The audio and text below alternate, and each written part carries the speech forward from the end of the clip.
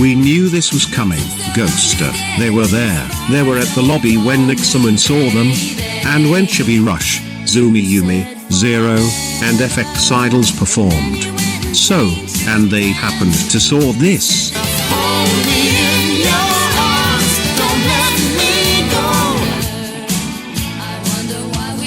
With this event is so big at Oz Comic Con, you don't want to old-fashioned 1.0 to see Riley Herbst going to take his gypsy photo while Tyler Reddick just stayed behind at the lip-sync battle. Although Tyler Reddick would see them, Riley Herbst was the main star.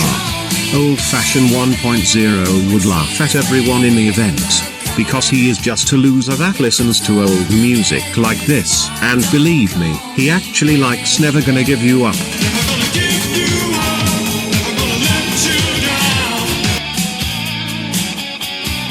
Would the 1999 music play at Oz Comic Con today? Well, sure, might as well play this.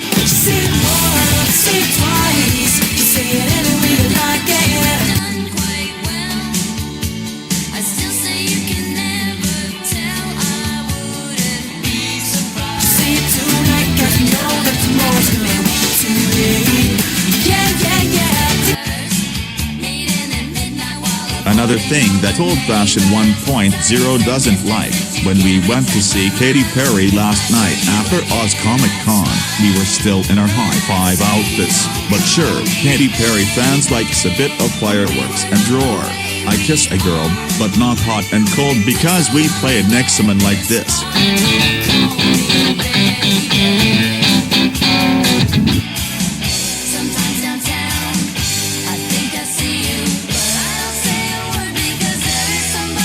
You know everyone, the Richmond fans, the Sydney fans, and Katy Perry fans were looking at us when we played Nick Summon's music.